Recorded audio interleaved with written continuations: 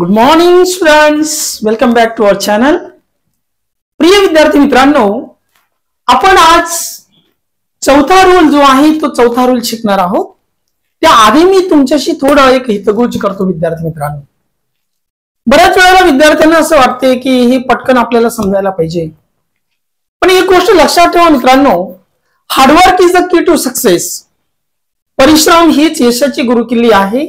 एखादी गोष्ट तुम्हाला समजत नसेल तर ती वारंवार तुम्ही तो व्हिडिओ पॉज करा, मागे करा, पुढे करा, पुन्हा रिपीट ऐका. तुम्हाला जी न समजणारी गोष्ट ती तुम्हाला समजायला लागेल. पण बऱ्याच वेळेला विद्यार्थ्यांची अपेक्षा असते की कमी श्रमात आपल्याला जास्त मिळायला पाहिजे. पण माझ्या राजांनो, खिशात नाही आनंद माले बाजीराव म्हणा, असं तर कधीच व्हावं नाही मित्रांनो. अशी अपेक्षाही आपण करू नये. मेहनतीशिवाय आपल्याला कुठलंही फळ मिळत नाही.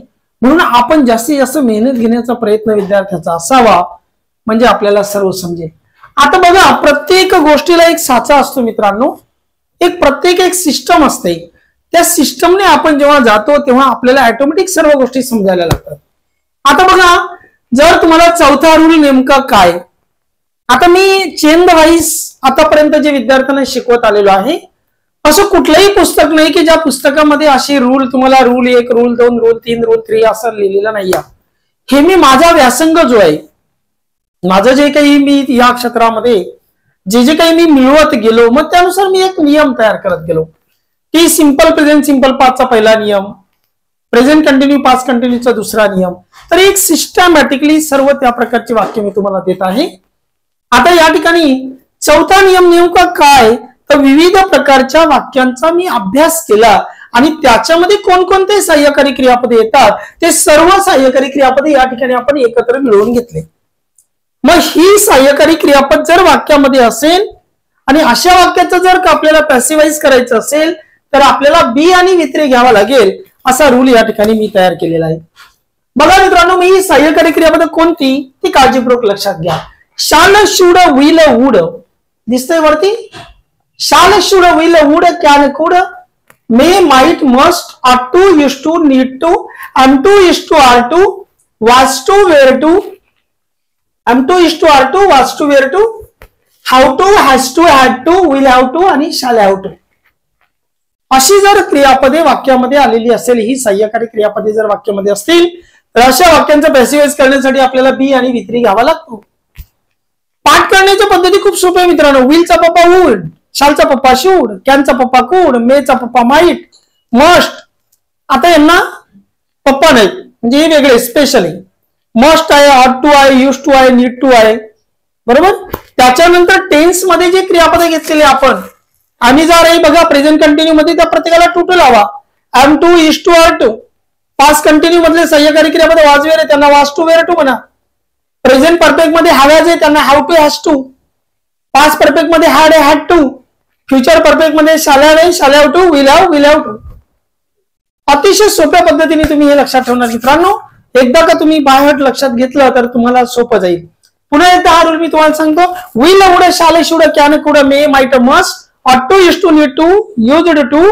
त्याच्यानंतर am to, is to, are to, was to, were to, shall have to, has to, had to, shall have to, will have to.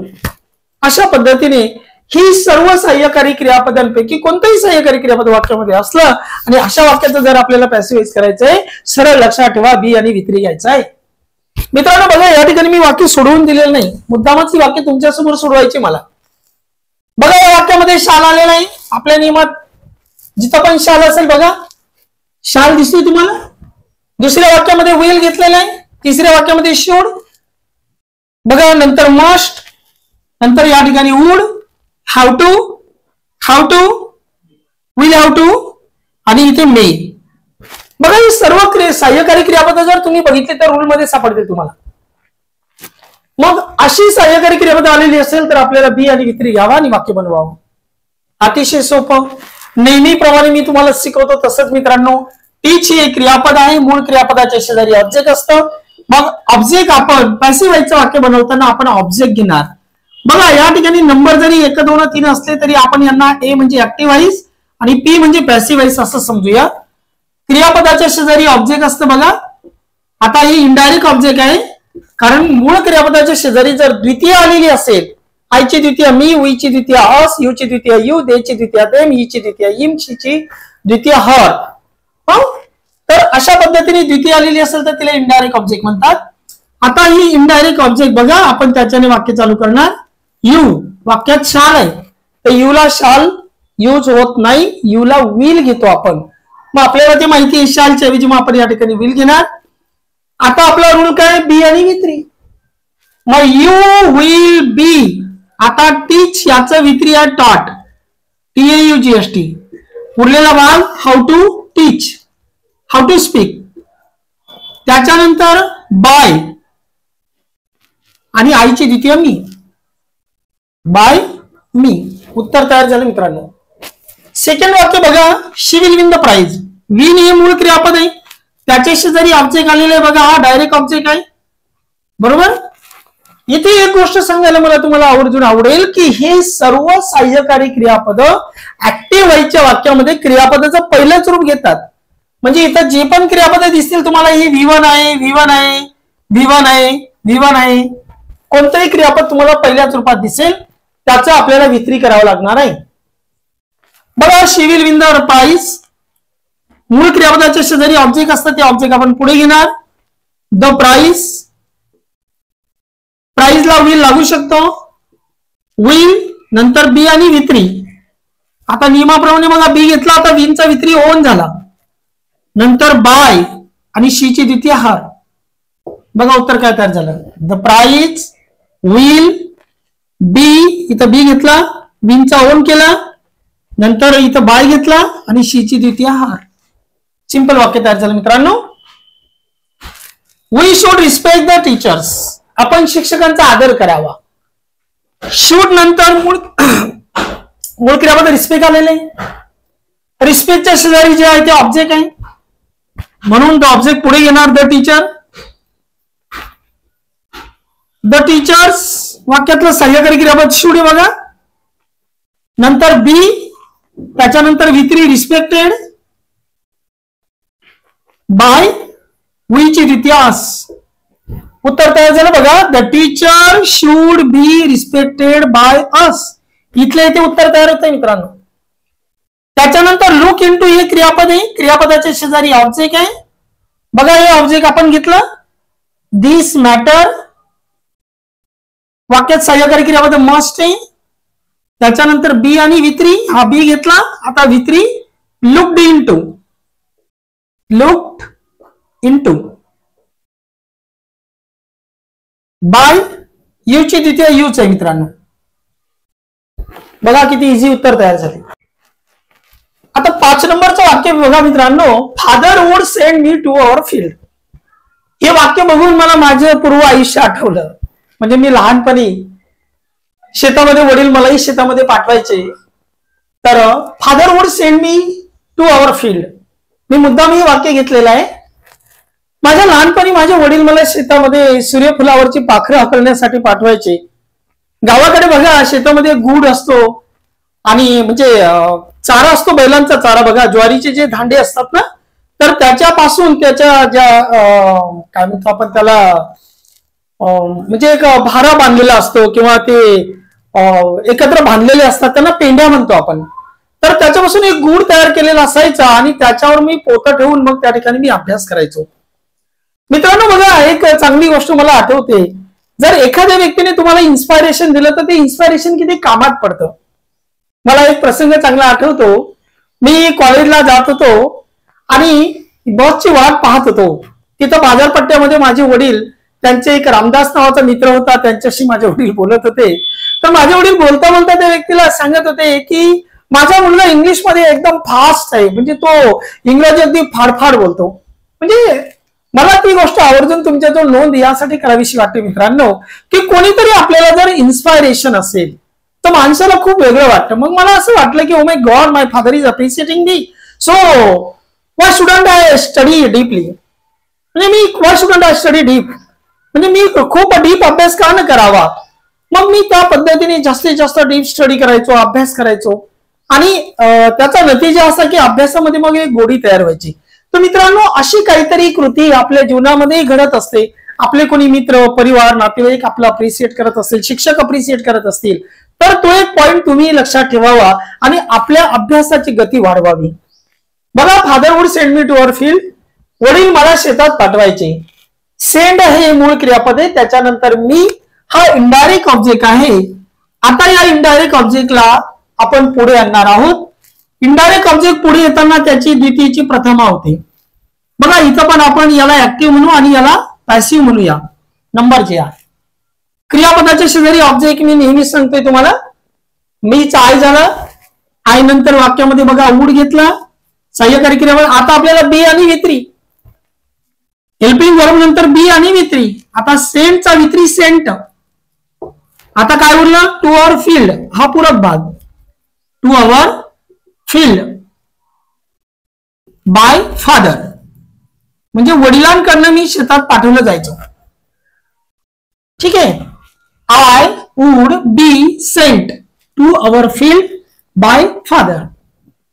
मित्रांनो बघा, इतकी छान छान वाक्य आहेत मित्रांनो आणि इतकी लक्षात ठेवण्यासारखे की आपल्याला या रूल मध्ये फक्त बी आणि वित्री, बी आणि वित्री ही सहाय्यकारी क्रियापद तुम्हाला आढळले की सरळ तुम्ही बी वित्री घेणार. हा, पण एक गोष्ट सांगतो मित्रांनो, कन्फ्यूज तुम्ही होऊ नका. बऱ्याच वेळेला काय होतं माहिती का, आता हॅव आहे, हॅव हा तिसऱ्या रूल मध्ये पण बसतो.